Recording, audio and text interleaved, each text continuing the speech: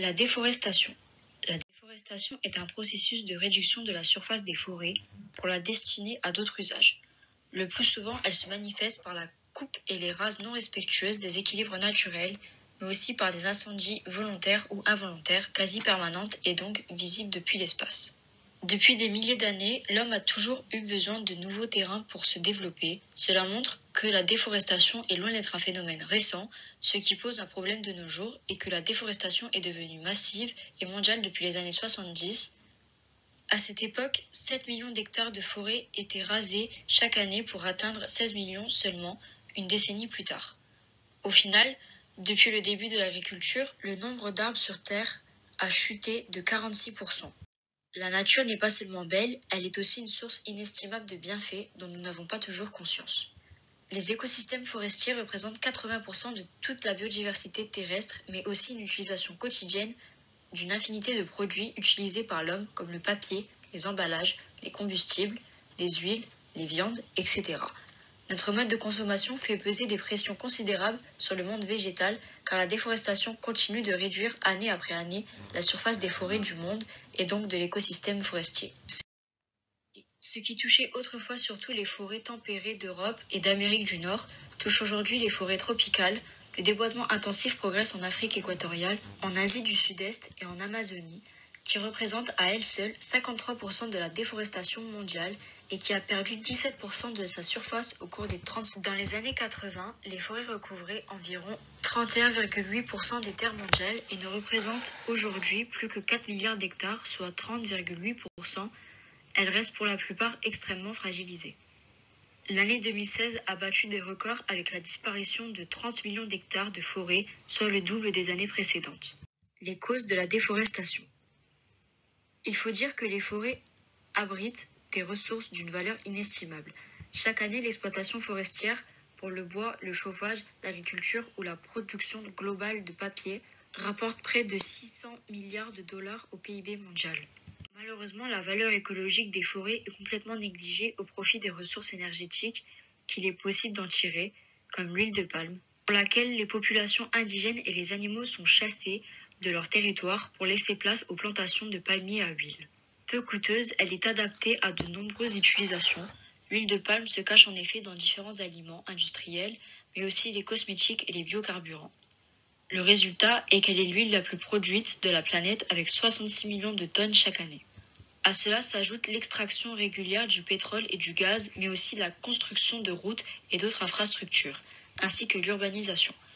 Contrairement aux idées reçues, celle-ci ne se fait finalement que rarement au détriment des forêts et ne représente que 5% de la déforestation mondiale. Les mauvaises gouvernances forestières et le commerce illégal du bois pèsent lourd dans la balance. Ce dernier représente notamment 10 à 30% du commerce global du bois, soit entre 23 et 70 milliards de dollars chaque année.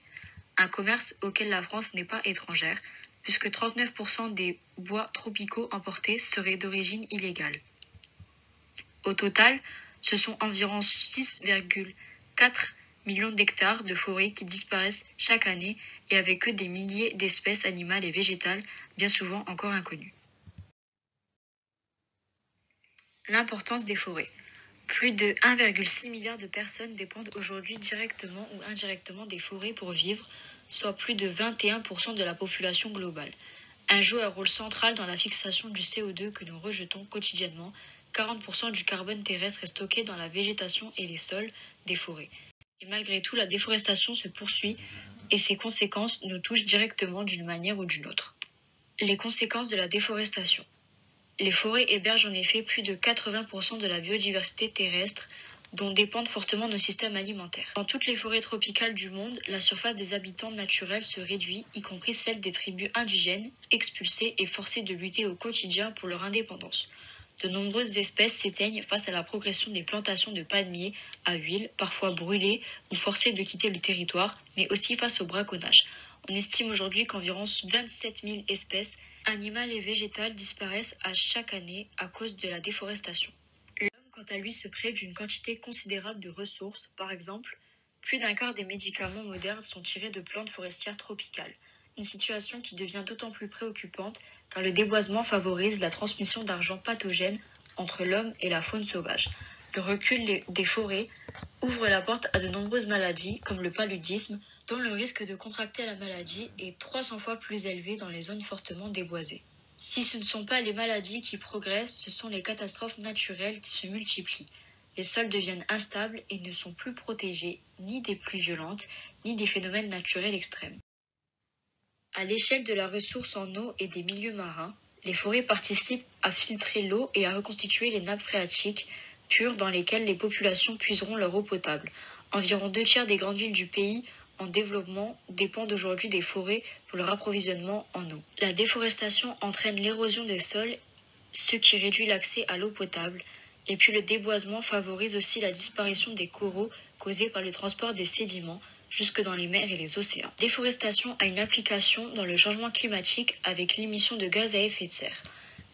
On parle de 1000 milliards de tonnes de carbone qui seraient contenues dans une seule forêt. Sans une bonne couverture forestière, les températures de la surface du globe deviendraient rapidement invivables pour bon nombre d'espèces, nous y compris. En 25 ans, la quantité de CO2 absorbée par les forêts mondiales a chuté de plus de 17 gigatonnes. On estime que la déforestation serait responsable d'environ 20% de l'effet de serre dû aux activités humaines. En cause, la disparition des arbres bien sûr, mais aussi le défrichage par brûlis qui consiste à mettre le feu à la terre pour la fertiliser et faciliter les prochaines récoltes en se débarrassant de la végétation sauvage. Le problème, c'est que les procédés de ce type conduisent parfois à des incendies spectaculaires qui ravagent aussi les zones encore non destinées à la déforestation. Comment lutter contre la déforestation à son échelle ? Au niveau alimentaire, nous pouvons déjà lutter contre la déforestation en évitant les pâtes à tartiner, les biscuits, les céréales et les pizzas surgelées ou encore les plats préparés riches en huile de palme par exemple. On peut également essayer de diminuer la consommation de protéines animales que sont la viande, le lait, les œufs, et inclure davantage d'alternatives végétales. En cas d'achat, on cherchera plutôt les labels garants de la qualité des produits, comme le label rouge ou la certification biologique. Nous pouvons aussi lutter de manière générale en privilégiant les circuits courts ou les produits locaux, ce qui pourra imposer de limiter la consommation de certains produits comme l'avocat, pour lequel des milliers d'hectares de forêts sont rasés chaque année pour augmenter son rendement. La lutte se trouve aussi dans l'économisation de sa consommation d'essence, ou encore dans le fait de privilégier un papier recyclé ou de s'assurer qu'il soit recyclé après utilisation. Cependant, voici une dernière astuce intéressante, l'initiative 1% pour la planète, qui propose aux entreprises de renverser 1% de leur chiffre d'affaires annuel à des associations de préservation de l'environnement. Dans le même ordre d'idées, les moteurs de recherche écologiques tels que Ecosia proposent de reverser 80% de leurs bénéfices à des programmes de reforestation.